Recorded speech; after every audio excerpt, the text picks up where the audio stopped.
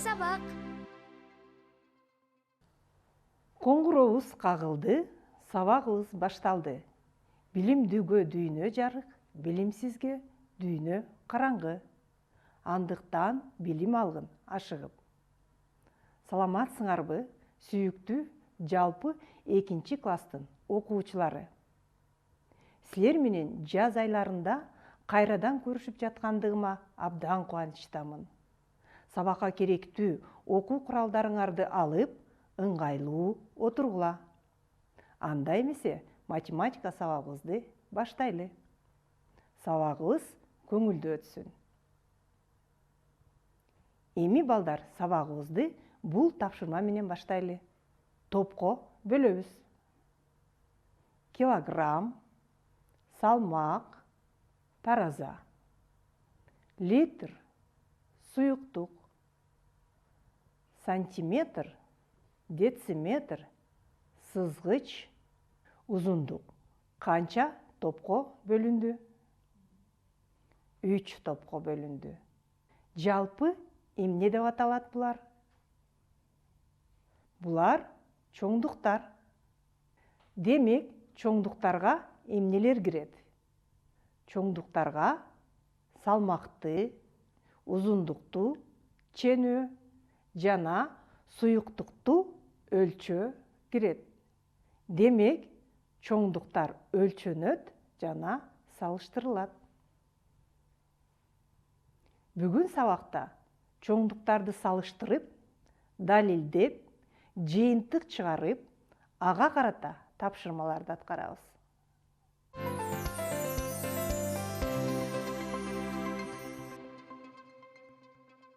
Бул кайсы мезгил? Ооба, жаз мезгили. Демек, булар келгин куштар. Алар кайсы куштар? Ооба, жаз кабарчылары болгонча балекей, чыйырчык, күкүк жана башкалар. Анда ал куштардын салмактарын, боюнун узундуктарын билгиңер келеби? Турна боюнун узундугу 90–170 сантиметр. Салмагы 20 килограммга жетет. Ал эми жашоо узактыгы 35–45 жылга чейин. Чабалекейдин боюнун узундугу 20–25 сантиметр. Салмагы 30 граммдан 40 граммга чейин жетет. Жашоо узактыгы 4–5 жыл. Чыйырчык боюнун узундугу 15 сантиметрден 20 сантиметрге чейин. Салмагы 60 граммдан 80 граммга чейин. Жашоо узактыгы 6 жылдан 9 жылга чейин. Булбул. Булбулдун боюнун узундугу 15 сантиметрден 20 сантиметрге чейин. Салмагы 20 граммдан 40 граммга чейин. Жашоо узактыгы 8 жылдан 10 жылга чейин. Көрдүңөрбү балдар, келгин куштардын боюнун узундуктары, салмактары жана жашоо узактыгы ар кандай? Келгиле, аларды салыштырып көрөлү. Анда бул куштардын салмактарын салыштыргыла. Турнанын салмагы чабалекейдин салмагынан оор 20 килограмм, чоң 40 граммдан. Турнанын бою чабалекейдин боюнан узун 90 сантиметр, чоң 25 сантиметрден. Таранчынын салмагы кара чыйырчыктан оор 80 грамм, чоң 40 граммдан. Кара чыйырчык менен булбулдун бойлору тең.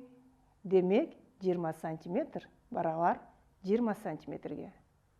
Дагы ушул сыяктуу салыштырууларды өз алдынча түзүп көргүлө. Кызык экен, билип ал. Байыркы мезгилде азыркыдай заманбап таразалар, сызгычтар жок болгондуктан элибиз салмакты, аралыкты ар кандай белгилер, салыштыруулар менен түшүндүргөн. Узундук чыпалактай, бармактай, бир эли, жарым эли, чыканак, карыш, кере карыш. Салмак бир кесим эттей, кол кесердей, бир сан эттей, бир койдун же бир козунун этиндей. Аралык бир кадам, 2 аттам, бир бута атым, бул 100 метр, чакырым, тай чабым. Бул тапшырмада нерселердин салмагын элестетүү менен салыштыргыла. Кайсынысы оор же жеңил? Китеп, дептер, барак. Китеп, дептер менен баракка салыштырмалуу оор. Ал эми барак китеп менен дептерге караганда жеңил.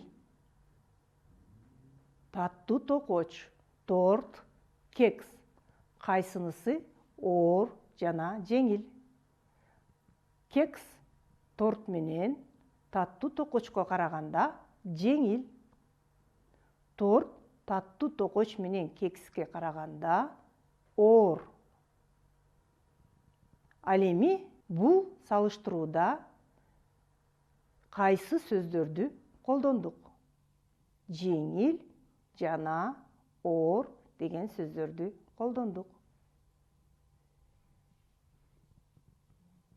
Кийинки салыштырууну диаграмма аркылуу аткарып көрөлү.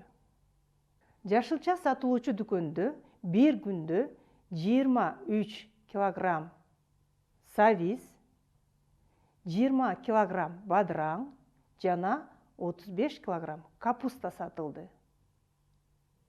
Бир күндө кайсы жашылча көп сатылды, кайсы жашылча аз сатылды? 23 килограмм оор 20 килограммдан.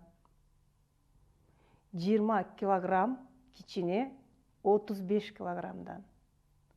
23 килограмм жеңил 35 килограммдан. Диаграмманы карап, төмөнкүдөй жыйынтык чыгарсак болот. Бир күндө жашылча дүкөнүндө эң аз 20 килограмм сабиз, эң көп 35 килограмм капуста сатылган. Булар эмнелер? Булар тараза таштары. Алар эмне үчүн колдонулат? Тараза таштары нерселердин салмагын таразада өлчөөдө колдонулат. Анда тараза таштарынын салмагын салыштыргыла.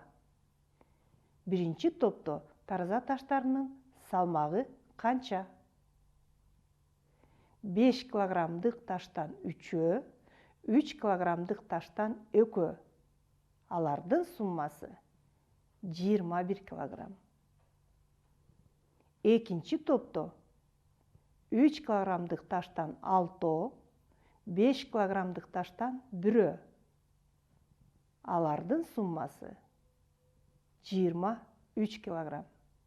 Демек, 21 килограмм 23 килограммга караганда жеңил. Бул туюнтмаларды салыштыргыла. Кайсы чен бирдиги менен берилген? Салмактын чен бирдиги килограмм менен берилген.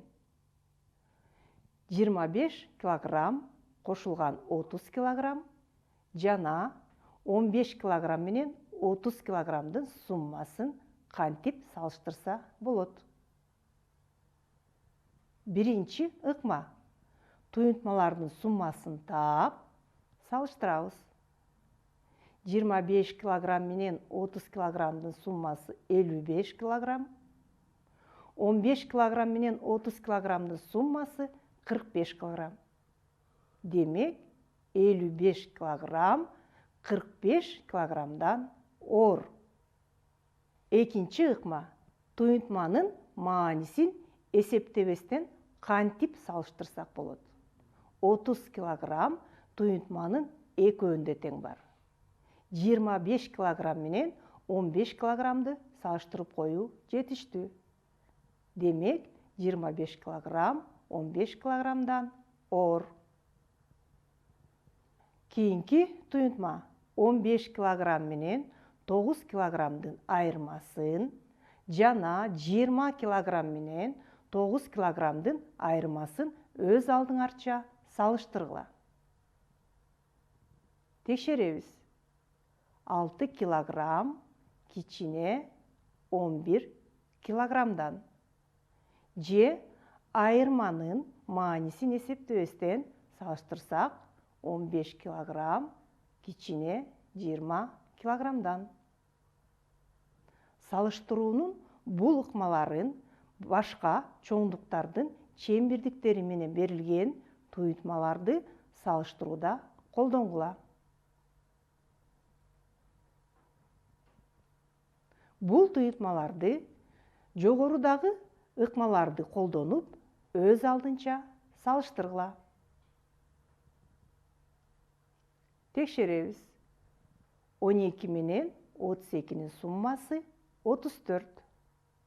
30 литр менен 5 литрдин суммасы 35 литр. Демек, 34 литр кичине 35 литрдан. 45 метр менен 23 метрдин айырмасы жана 45 метр менен 12 метрдин айырмасын салыштырсак, 45 метр менен 23-тün айырмасы кичине. 15 сантиметр кошулган 25 сантиметр 40 сантиметрге. 5 дециметр менен 1 дециметрдин айырмасы 4 дециметр. 40 сантиметр барабар 4 дециметрге. Бул берилген чембирдиктер менен барабарсыздык түзгүлө. 23 сантиметр чоң 20 литр. 34 килограмм кичине 1 метр. Бул түзүлгөн барабарсыздык туурабы? Ооба, туура эмес. Ар башка чоңдуктардын чембирдиктерин салыштырууга болбойт. Чоңдуктардын чембирдиктери менен барабардык же барабарсыздык түзүү үчүн бир чоңдукка кирген чембирдиктерин түзүү керек. Демек, 23 сантиметр чоң 20 сантиметр, 20 сантиметр барабар 2 дециметр, 34 килограмм чоң 20 килограммдан, 20 килограмм кичине 34 килограммдан, 22 литр чоң 12 литрден, 5 литр кичине 22 литрден. Кийинки тапшырмага көңүл бургула. Айтеген менен Айдар жолугууга чыгышты. Айтеген 42 метр, Айдар 68 метр баскандан кийин алар жолугушту.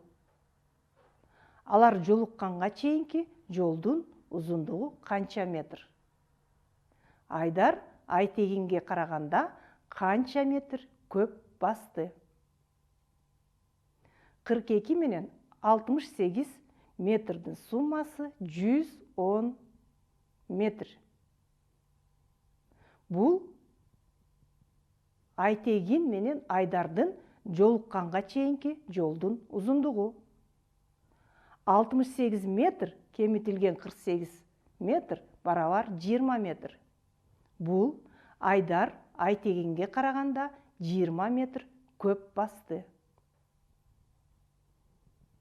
Бул кесиндилердин узундуктарын тапкыла.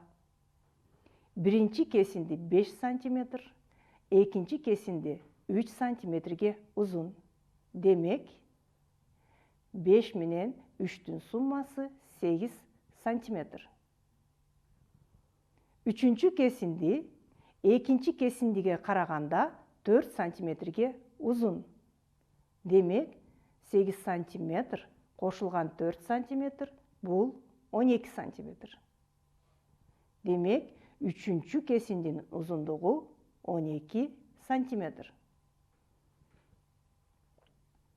Берилген схема боюнча маселе түзүп чыгаргыла. Текшеребиз. Атай мындай маселе түзүп чыгарды. Наабайчы эртең менен 20 килограмм, түштө эртең мененкиге караганда 5 килограммга аз, кечинде эртең мененкиге караганда 2 килограммга көп нан жасады.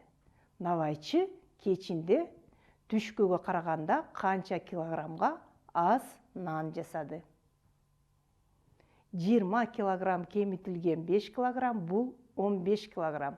Жообу түштө 15 килограмм нан жасаган. 20 килограмм кошулган 2 килограмм бул 22 килограмм. Жообу кечинде 27 килограмм нан жасаган. Эми бул тапшырмалар менен сабагыбызды бышыктайлы. Челекке 60 литр суу, чакага 42 литр аз суу батат. Чакага канча литр суу батат? 60 литр кемитилген 42 литр барабар 18 литр. Демек, чакага 18 литр суу батат.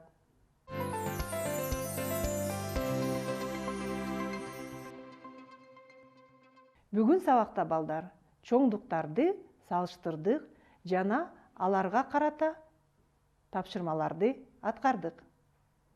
Эми балдар сөзүмдүн аягында билимди сатып албайт, аны казып алат дегендей, ар бир сабакта алган билимиңер эсиңерде бекем сакталып, силердин турмушуңарда пайдалуу болушун каалайм.